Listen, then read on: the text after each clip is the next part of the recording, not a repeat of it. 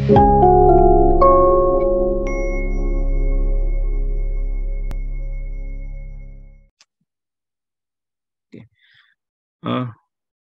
Mari kita lanjutkan ya, tadi kita terputus.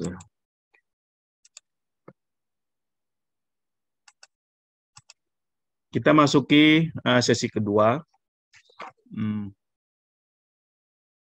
Pada kesempatan ini saya akan mencoba menjelaskan lebih lanjut tentang objek utama kajian kita sosial lingkungan, yaitu lingkungan. Di minggu lalu Anda belajar apa itu lingkungan dalam perspektif ekologi, khususnya ekologi manusia. Nah, hari ini kita lebih dalam lagi untuk melihat bagaimana hubungan antara manusia dan lingkungannya secara teoritis. Oke, di sini kita akan belajar bagaimana teori-teori yang digunakan oleh sosiologi lingkungan dalam menjelaskan interaksi atau hubungan antara manusia dengan lingkungannya. Sebagai sebuah ilmu, sosiologi lingkungan tentu punya teori, ya kan? Teorinya diolah dan dibangun oleh sosiologi lingkungan dari berbagai sumber. Seperti saya katakan, menggunakan pendekatan interdisipliner, menggunakan pendekatan ilmu lain. Nah, hari ini kita akan bahas itu, bagaimana para ilmuwan sosiologi lingkungan menggunakan teori-teorinya untuk memahami hubungan antara manusia dan lingkungan. Ya. Oke, seperti itu. Nah, ini penting, karena sebagai sebuah ilmu, Anda kalau berbicara harus ada landasan teoritisnya. Ya kan? Seperti itu. Ketika Anda ditanya apa teori lingkungan dalam hubungan manusia dalam, Anda bisa menyebutkannya. Ya, seperti itu. Nah, teori itu fungsinya adalah, salah satunya adalah to explain, menjelaskan. Banyak fenomena-fenomena alam, itu perlu penjelasan, kan? Nah, ilmu itu tugasnya menjelaskan. Nah, begitu juga sosiologi lingkungan, salah satu tugasnya adalah menjelaskan tentang lingkungan dan hubungannya dengan manusia. Sebagai upaya landasan kita memahami bahwa mengapa terjadi kerusakan, apa sebabnya dan sebagainya. Lalu bagaimana yang harus dilakukan dalam mencegah atau mengatasi kerusakan lingkungan itu. Ya, seperti itu.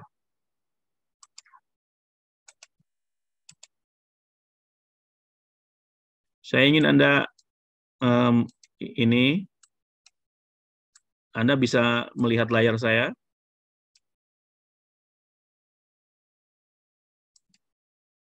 Bisa? Bisa, Pak. Bisa, Pak. Oke, ya, kita mulai ya. Nah,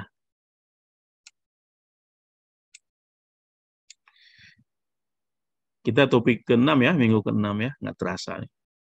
Kita akan bahas secara spesifik teori-teori yang menjelaskan bagaimana hubungan antara lingkungan dan manusia. Ya. Nah, sebelumnya saya ingin mulai dengan pertanyaan. Sebelum masuk ke bagaimana teori-teori itu menjelaskan hubungan antara manusia dan lingkungannya, saya ingin mulai dengan pertanyaan begini. Apakah lingkungan itu atau lingkungan alam ya, itu berada di luar kehidupan sosial kita? Artinya alam yang ada di sekitar kita itu nggak ada hubungannya dengan kita. Di luar kita sebagai manusia, kehidupan sosial kita. Atau lingkungan alam itu merupakan salah satu bentukan budaya yang dibangun melalui hubungan-hubungan sosial. Artinya bahwa lingkungan di kita itu merupakan bagian penting yang kita bentuk, yang kita pengaruhi dari kita sebagai manusia. Itu pertanyaan pertama. Yang kedua, pertanyaannya, apakah masyarakat, yaitu diri kita, terlepas dari lingkungannya? Jadi apakah kita nggak ada kaitannya dengan lingkungan di sekitar kita? Atau sebaliknya, bahwa diri kita ini sebagai masyarakat itu merupakan bagian dari lingkungan di sekitar kita. Nah, inilah pertanyaan-pertanyaan mendasar yang akan dijelaskan dalam pertemuan kali ini dengan menggunakan beberapa teori yang pada hakikatnya menjelaskan bagaimana hubungan antara manusia dan lingkungan. Hubungan antara lingkungan dengan manusia. Ya, seperti itu. Dengan ini, harapan saya Anda bisa mengerti hubungannya ya, seperti itu. Apakah ratkah atau tidakkah? Nanti Anda harus menyimpulkan sendiri ya, setelah teori-teori ini saya jelaskan kepada Anda. Nah, kalau kita berbicara tentang hubungan antara manusia dan lingkungan, Nah, ada beberapa poin atau ada hipotesa. Ada 3 hipotesa deh. Ya, gitu kan. Nah, kalau ditanyakan bagaimana hubungan antara manusia dengan lingkungannya, hipotesanya ada 3. Ya, jawabannya gitulah jawab sementara. Yang pertama adalah manusia itu bergantung pada lingkungannya. Nah, ini kan pertanyaan tadi tuh, yang 2 sebelumnya. Maka jawabannya yang pertama, kemungkinan pertama, manusia itu bergantung pada lingkungannya. Oke? Jawaban yang kedua, manusia itu tidak bergantung sepenuhnya pada lingkungan, tetapi beradaptasi pada lingkungannya, atau beradaptasi dengan lingkungan di mana mereka hidup. Oke? Nah, ini ada bedanya kalau Anda paham yang pertama dengan yang kedua. Kalau yang pertama itu betul-betul dominan alam, dan yang kedua terlalu tidak. Ada pengaruh alam, tetapi manusia bisa ada pengaruhnya terhadap alam. Jawaban yang ketiga, manusia itu mampu memodifikasi alamnya, memodifikasi lingkungannya. Nah, yang ini, yang dominannya adalah manusianya. Oke, kata modifikasi di situ. Maka ini adalah hipotesis yang ketiga atau jawaban yang ketiga, bahwa manusia itu memodifikasi alamnya dengan pengertian manusia yang mengendalikan alam. Nah, mana dari tiga ini jawaban yang benar? Mari kita lihat ya dengan uraian beberapa teori berikut. Anda nanti simpulkan sendiri ya. Oke, mari kita lihat teori pertama. Sosiolog lingkungan menggunakan satu teori untuk menjelaskan hubungan tadi. Oke, hubungan manusia dan lingkungannya, dan lingkungan dengan manusia, yaitu teori pertama disebut dengan environmental determinism theory, teori determinisme lingkungan. Nah, Anda harus paham nih ya teori ini.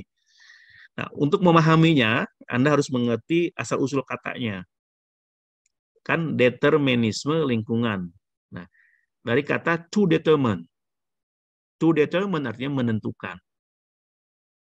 Ya, oke. Itu artinya. Nah, determinism itu artinya paham sesuatu itu yang menentukan atau mengendalikan, mengarahkan. Nah, dalam konteks ini yang menentukannya siapa? Lingkungan. Jadi determinisme lingkungan, teori determinisme lingkungan berpendapat bahwa lingkunganlah yang menentukan segalanya. Menentukan segalanya itu siapa? Manusia. Kita manusia. Oke, paham ya? Seperti itu. Nah, dalam pandangan determinisme lingkungan, bahwa manusia itu seperti tanah liat yang bisa dibentuk apa saja oleh alam. Nah, kalau Anda nih memegang tanah liat, Anda bisa bentuk apa saja yang Anda suka. Mau jadi piring kah? Mau jadi cangkir kah? Atau mau jadi vas bunga atau apa kan? Terserah Anda. Mau Anda dan keahlian Anda. Persis seperti itu dalam paham determinisme lingkungan, alam itu yang membentuk kita. Mau gimana nya? Yang menentukan hidup kita. Nah, oke. Oke, seperti itu. Oke. Nah, dalam pandangan ini, lingkungan alam itu adalah kekuatan dominan dalam pembentukan budaya manusia. Nah, ini karena alam lingkungan itu dominan, maka lingkungan alam lah, baik itu fisik dan non-fisik, yang menentukan bagaimana budaya manusia terbentuk. Bagaimana misalnya tadi budaya politiknya dan sebagainya. Nah, alam, untuk lingkungan alam ini mempengaruhi kehidupan sosial kita, politik kita, termasuk kepercayaan kita. Maka apa yang kita lakukan sehari-hari, bagaimana politik kita dan bahkan kepercayaan itu terpengaruh atau sangat bergantung kepada alam. Anda bisa lihat tuh ya, dalam beberapa kasus ada sebuah kepercayaan yang memang khas lahir dari kondisi alamnya. Seperti itu. Nah, aspek-aspek lingkungan fisik seperti iklim tuh, tanahnya, udaranya, itu betul-betul mempengaruhi cara pikir psikologis individu.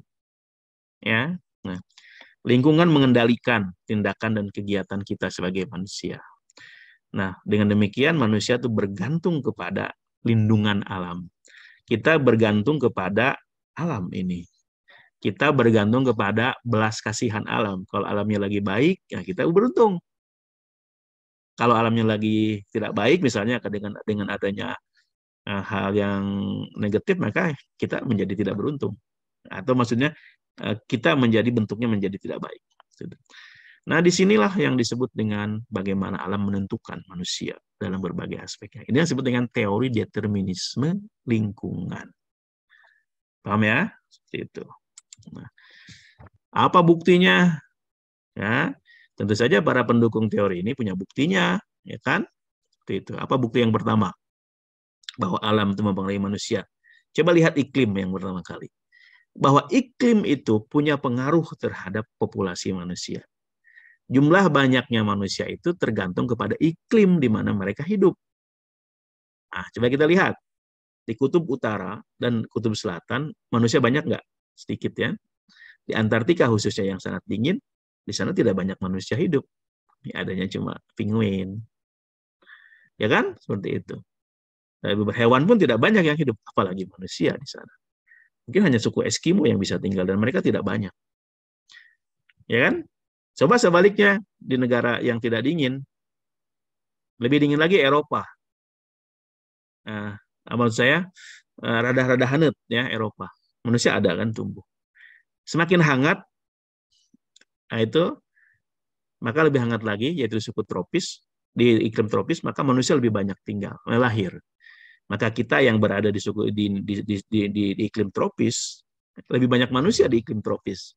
Indonesia sekarang mungkin hampir 300 juta penduduknya, yang mungkin ya sensus yang baru mungkin sampai 300 juta. Ya. Oke, seperti itu. Tetapi juga pada saat yang sama kalau terlalu panas juga nggak banyak. Ya kan? Seperti itu. Yang iklim yang enak ini seperti di kita nih, di iklim subtropis, maka kita banyak populasi di Indonesia. Maka seperti di Cina, India, itu kan negara-negara yang suhunya menengah itu lebih banyak orang. Contohnya lagi sumber air. Kalau Anda membaca sejarah peradaban manusia, pusat-pusat kebudayaan dunia itu berada di pinggir sungai. Kita membaca manusia peradaban pertama manusia ada Mesopotamia, itu tumbuh di sekitar sungai, yaitu sungai Tigris dan Efrat di Irak. Begitu juga yang di Mesir, di pinggir sungai Nil. Sama seperti di kita juga. Peradaban di Indonesia itu mulai dari maksud saya perdagangan, misalnya dinamika perdagangan meningkat, kemajuannya mulai dari pantai, pesisir pantai, pelabuhan. Kalau di Jakarta dulu ada Sunda Kelapa, di Gresik, dan sebagainya. Ya. Maka kalau kita melihat di sebuah negara, biasanya daerah pelabuhan lebih maju atau lebih sibuk secara ekonomi daripada daerah pedalamannya. Itu latar belakangnya. Nah, pertanian juga sama. Kondisi pertanian mempengaruhi bagaimana jenis pertanian yang dilakukan oleh kita sebagai manusia, ya, seperti itu. Bukti lainnya adalah tumbuhan, tadi disebut oleh kawan Anda. Nah, tumbuhan yang ada di sekitar kita itu mempengaruhi bagaimana bentuk kebudayaan kita. Rumah misalnya. Tadi Anda katakan, kenapa rumah orang Sunda itu yang asli itu panggung? Karena memang lingkungan alamnya, tumbuhannya mendukung itu. Satu, yang mendukung adalah tumbuhannya yang tersedia kayu-kayu seperti itu. Oke, dari bahannya, dan banyaknya dari berbahan bambu, karena bambu adalah yang melimpah di daerah Sunda ketika di zaman dulu. Sekarang juga mungkin masih di sebagian masih ada. Dindingnya dari bambu, dari anyaman bambu, dari bilik, ya, disebut bilik bahasa Sundana. Terus atapnya dari hatep, dari rumbia, ya, bukan dari genteng aslinya itu. Nah, itu yang melimpah. Terus dan panggung tidak langsung ke tanah karena memang kondisi alamnya dulu kan daerah kita hutan, ya. Banyak ada binatang buas, ada babi, ada hutan, ada harimau dan sebagainya, maka harus melindungi dirinya dengan menaikkan tepasnya, lantainya, gitu kan. Di samping secara ekonomis juga bisa kolongnya itu dijadikan tempat miara hayam, yang miara entog, ya kan? Seperti itu. Juga tempat tinggal anjing untuk keamanan. Pakaian juga sama, perhiasan juga itu. Coba lihat perhiasan-perhiasan di suku-suku di kita itu dipengaruhi oleh lingkungan tumbuh-tumbuhan yang ada di sekitarnya. ya kan? Seperti itu. Dan juga biji-bijian yang ada di sekitar lingkungan. Nah, masyarakat dengan lingkungan yang sama itu cenderung memiliki budaya yang sama. Ini argumen berikutnya dari determinisme lingkungan. Jadi kalau Anda tinggal di tempat yang sama, di suatu tempat, Anda akan mulai memiliki budaya yang sama dengan orang lain. Karena kesamaan tempat Anda. Ya kan? Misalnya orang-orang yang tinggal di pinggir pantai, itu pekerjaannya, itu pasti nelayan kebanyakannya. Banyakan ya kita bicara kebanyakan. Ada beberapa tidak. Majority. Begitu juga orang yang tinggal di daerah pedalaman, bukan di pedalaman, maka pekerjaan mereka bertani. Humanya, padinya bukan padi sawah yang ada air, tapi padi huma. Ya, seperti itu. Menyesuaikan. Nah, ini adalah contoh bagaimana alam itu menentukan kehidupan manusia. Ya. Siapa saja para pemikir dan para pendukung teori determinisme lingkungan? Ini banyak nih. Dimulai dari Aristoteles, zaman Yunani kuno, 4 abad sebelum Masehi sudah berpikiran seperti itu tuh Aristoteles. Contohnya dia bilang begini, orang-orang yang tinggal di daerah yang dingin itu lebih banyak punya energi daripada yang di suhu yang panas atau hangat. Ini sebenarnya dia itu mengunggulkan dirinya sendiri orang Eropa. Orang Eropa itu dianggap lebih banyak energi karena dengan udara yang dingin itu tidak terlalu banyak keringat yang keluar karena dengan udara yang dingin ketika melakukan sesuatu tidak cepat capek dan tidak cepat berkeringat sehingga punya energi itu lebih banyak lagi sehingga produktif. Sebaliknya kalau kita di daerah yang iklim tropis seperti ini kita bekerja sedikit aja udah ngesangan gitu kan. Bahkan orang Indonesia kalau seperti Anda makan aja kan makan siang keringetan ya. Benar tak? Iya. Belum kerja aja Anda makan aja udah keringetan gitu kan. Udah banyak energi yang keluar. Begitu juga di tokoh Muslim Ibnu Khaldun berpendapat seperti itu pengaruh alam. Contohnya dia melihat ke masyarakat yang berkulit hitam. Dalam pandangan Ibnu Khaldun, hitamnya kulit seseorang itu karena iklimnya yang panas. Bukan karena keturunan. Nah, itu ya. Tokoh lainnya banyak tuh. Rätzel, Ritter, Humboldt, Darwin. Nah, Darwin adalah pendukung teori ini.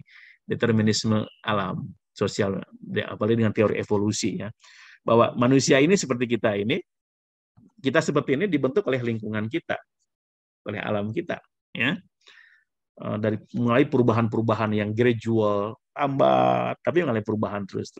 Dan kita pun nanti ke depan fisik kita mungkin akan mengalami perubahan tidak seperti ini, tergantung perubahan alam. Itu jutaan tahun ke depan tangan kita tidak seperti ini, mungkin lebih lonjong atau lebih berat dan sebagainya.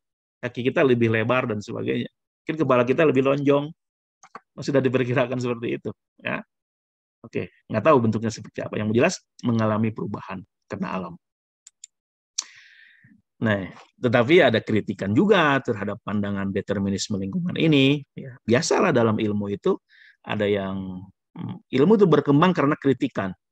Kalau ilmu sudah menerima atau menolak kritikan itu pasti berhenti mati itu ilmu. Maka kalau Anda menjadi ilmuwan atau menjadi mahasiswa, Anda jangan anti terhadap kritik. Justru itu adalah bagus untuk membangun Anda lebih baik.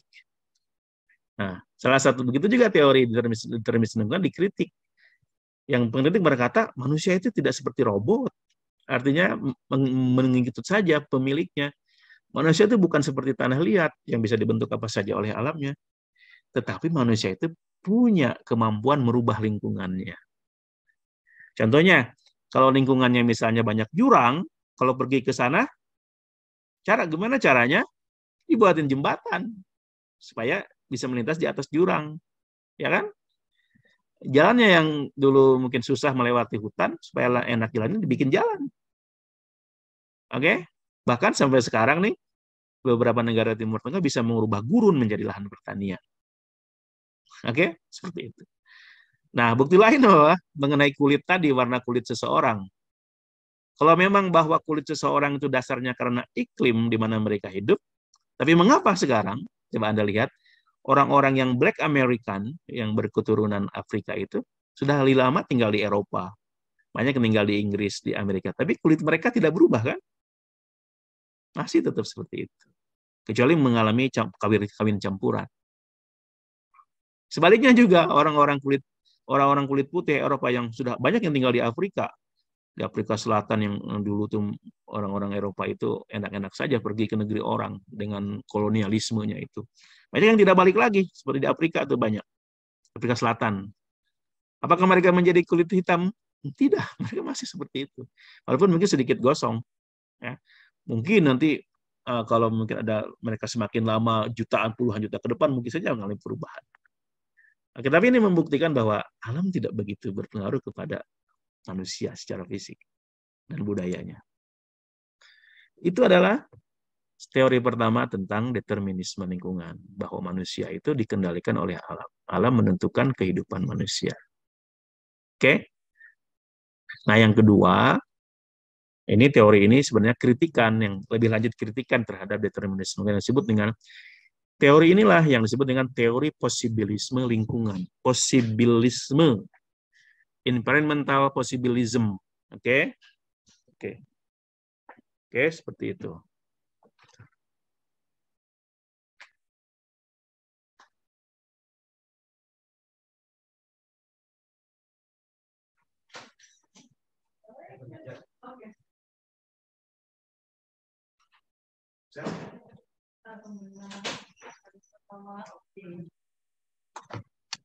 Oke.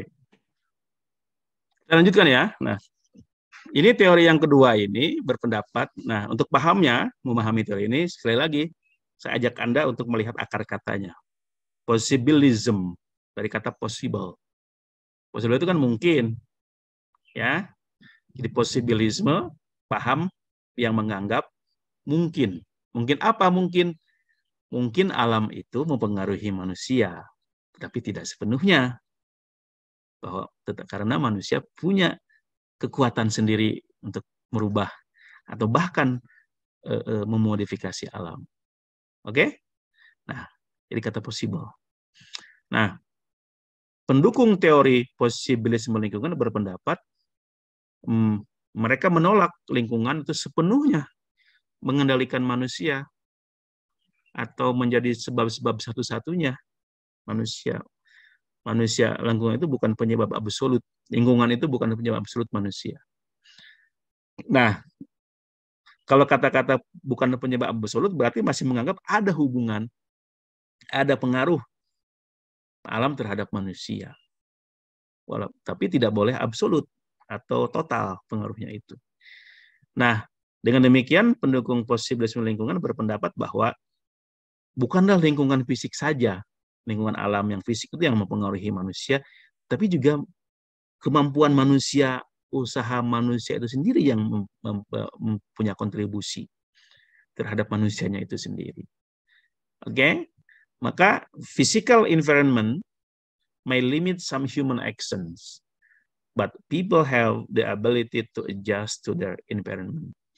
Ya, diakui memang lingkungan fisik itu bisa membatasi tindakan-tindakan manusia, tindakan kita. Tetapi kita punya kemampuan untuk menyesuaikan diri dengan lingkungan kita.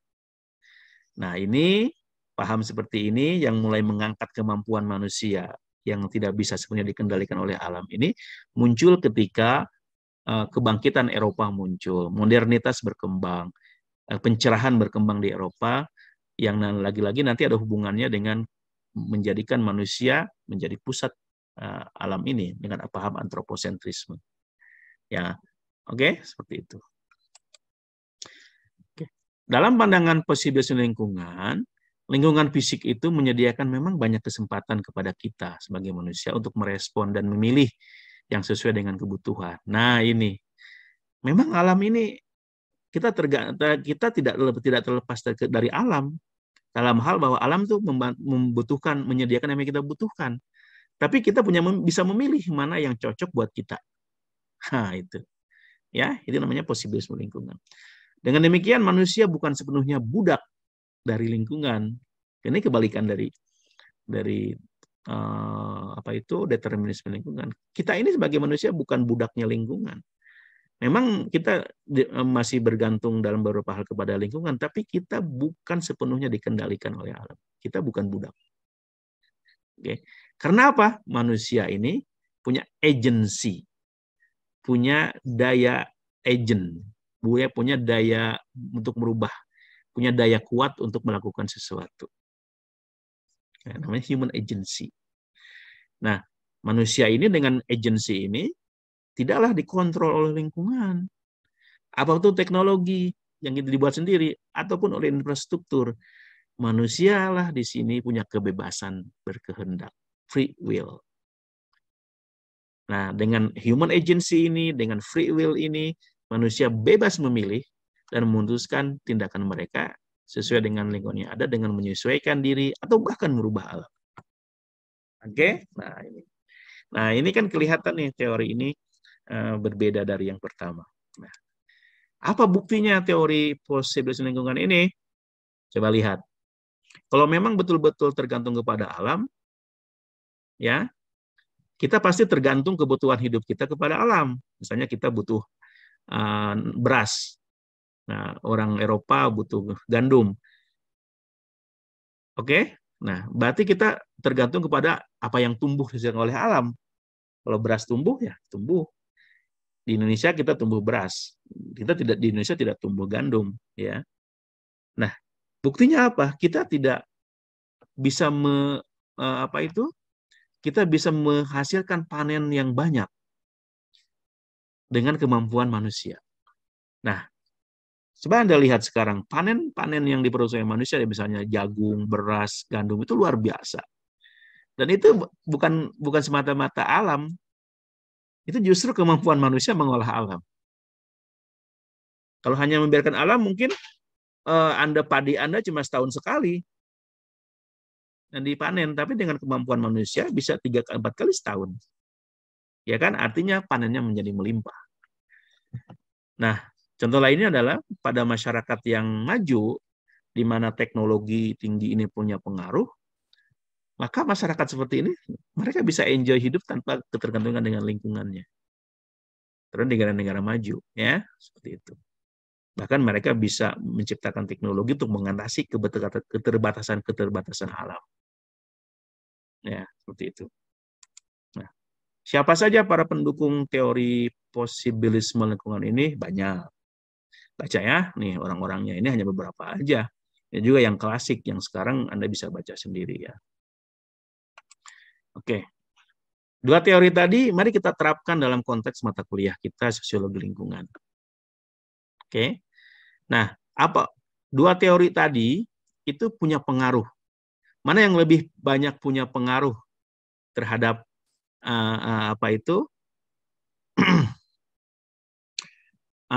pengaruh pada sosiologi dari posibilisme lingkungan.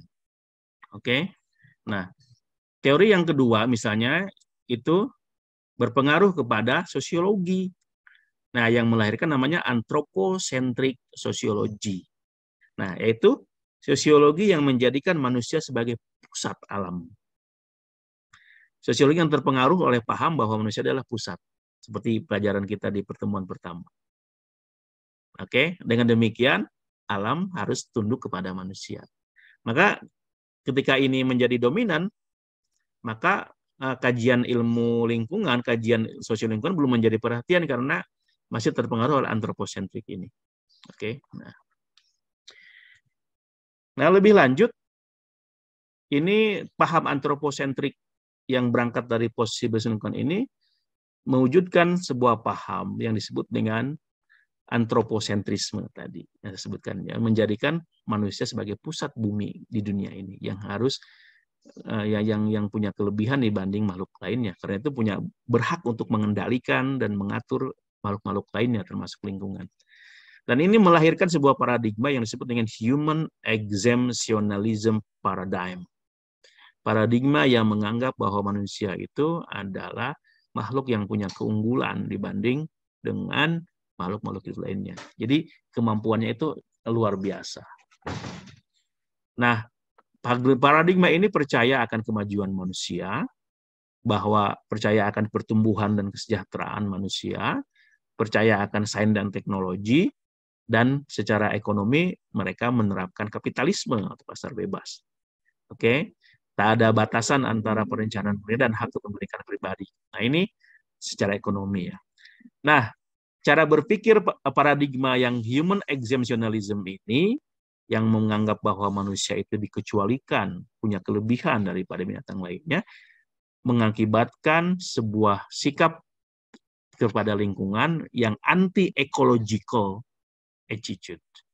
Karena manusia menjadi pusat, maka terhadap lingkungannya pun mereka, tanda petik, mereka anti terhadap konservasi, merendahkan lingkungan, karena manusia yang unggul. Ya, akibatnya timbul kerusakan-kerusakan lingkungan, memanipulasi alam, dan sebagainya. Inilah namanya human exemptionalism paradigm, yang menganggap manusia unggul, punya kelebihan, sehingga merasa berhak mengendalikan, memanipulasi, memberikasi, dan merusak lingkungan untuk kepentingan manusia. Nah, sosiologi awal itu terpengaruh dengan seperti ini, seperti anthropocentric sociology. Ya. Oke, seperti itu. Nah, seiring dengan munculnya paham baru tadi, seiring dengan perkembangannya, muncullah kritikan-kritikan terhadap yang tadi human exemptionalism paradigm itu dalam sosiologi, yang mengakibatkan cukup lama sosiologi tidak memperhatikan lingkungan sebagai objek kajian. Nah, semakin banyak persoalan lingkungan, maka sosiologi mulai memberikan perhatian terhadap isu lingkungan. Maka mereka muncullah sosiologi lingkungan yang saya jelaskan di pertemuan keempat atau ketiga, ya. Nah, paradigma yang digunakan oleh para sosiolog lingkungan itu disebut new ecological paradigm, yang berbeda sekali dengan human exemptionalism paradigm. Oke? Nah, ya, exemptionalism paradigm itu HEP. Nah, sekarang muncul paradigma baru, yaitu disebut new ecological paradigm, NEP. Apa paham ini, paradigma ini? Paradigma inilah yang digunakan oleh sosiologi lingkungan dalam melihat hubungan antara manusia dengan lingkungannya. Nah, oke? Paradigma ini, ya, bahwa mereka melihat manusia itu memang memiliki ciri-ciri yang khusus dibanding makhluk lainnya. Kita memang berbeda. Memang kita secara fisik, secara spesies kita adalah hewan, animal. Tetapi kita punya harus diakui berbeda dengan hewan lainnya, dengan kucing Anda, dengan kambing Anda, dengan ayam Anda, karena kita punya akal, punya intelek. Namun manusia hanyalah, nah ini kembali lagi, memang kita punya kelebihan daripada binatang lain. Nah, ini paham yang new paradigm, new ecological paradigm.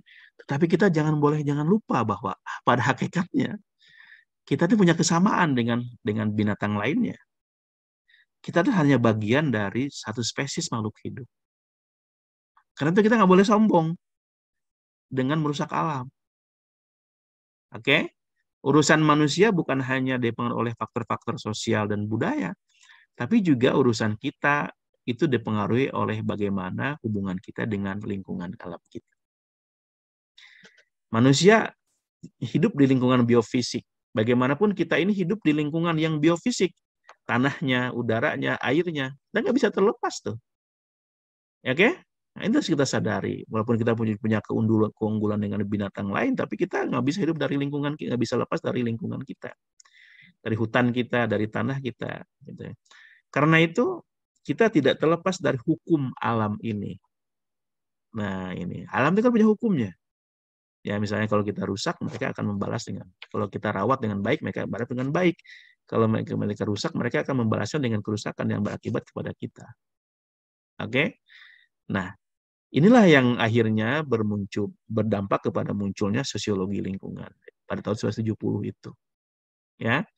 Itu kan begitulah rangkaian-rangkaian ceritanya. Kemunculan sosiologi lingkungan itu sampai sekarang yang kita pelajari seperti itu. Ya.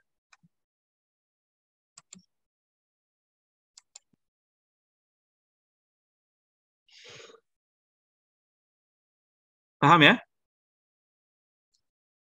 Mudah-mudahan Anda paham ya. Silakan kalau Anda ingin bertanya, kita masih ada waktu beberapa menit. Maksimal sampai jam 5 ya. Silakan.